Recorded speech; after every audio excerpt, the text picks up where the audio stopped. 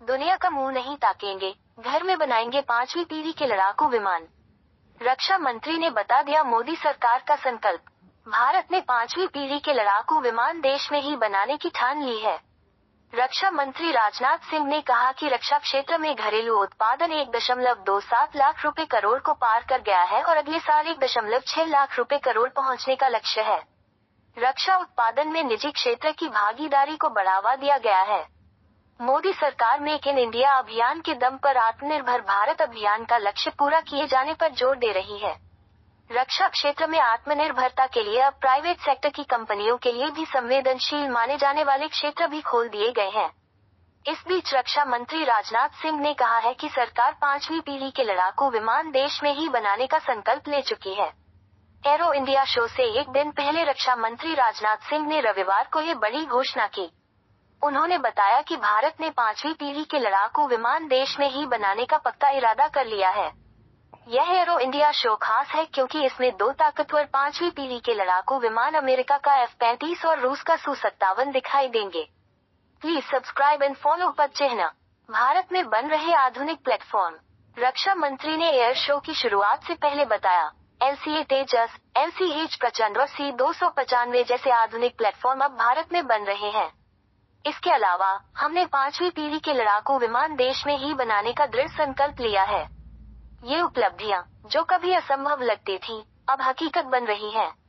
उन्होंने ये भी बताया कि इस वित्तीय वर्ष में घरेलू रक्षा उत्पादन 1.27 लाख रुपए करोड़ से ज्यादा हो गया है। अगले साल तक यह 1.6 लाख रुपए करोड़ और निर्यात 30,000 करोड़ रुपए तक पहुंचने की उम्मीद है। घरेलू उत्पादन में तो तेजी आई है, लेकिन 5वीं पीढ़ी के एडवांस्ड मीडियम कॉम्बैट एयरक्राफ्ट जैसे महत्वपूर्ण प्रोजेक्ट अभी विकास के चरण में हैं। इनमें निजी क्षेत्र की बड़ी भागीदारी की उम्मीद है।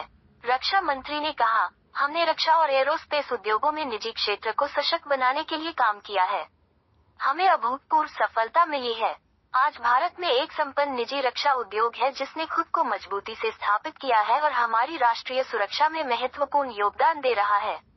मतलब अब सरकारी कंपनियों के साथ साथ प्राइवेट कंपनियां भी देश की रक्षा के लिए जरूरी सामान बना रही हैं। एरो इंडिया शो के 2 प्रमुख आकर्षण। इस साल के एरो इंडिया शो का मुख्य आकर्षण अमेरिका और रूस के 2 5वीं पीढ़ी के लड़ाकू विमान F-35 और Su-57 हैं।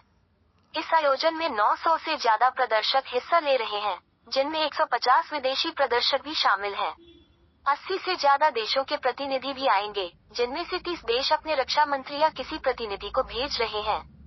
शो से एक दिन पहले वायुसेना प्रमुख air chief marshal A.P. Singh और थल सेना प्रमुख जनरल उपेंद्र द्विवेदी ने स्वदेशी लाइट कॉम्बैट एयरक्राफ्ट में उड़ान भरी। ये घरेलू विनिर्माण को समर्थन दिखाने का एक तरीका था। सोचिए, हमारे देश में बने लड़ाकू विमान में हमारे ही सेना प्रमुख उड़ान भर रहे हैं। ये हमारे देश के लिए गर्व की बात है।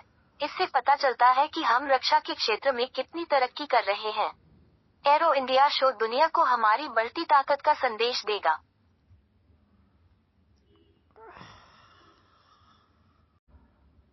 दुनिया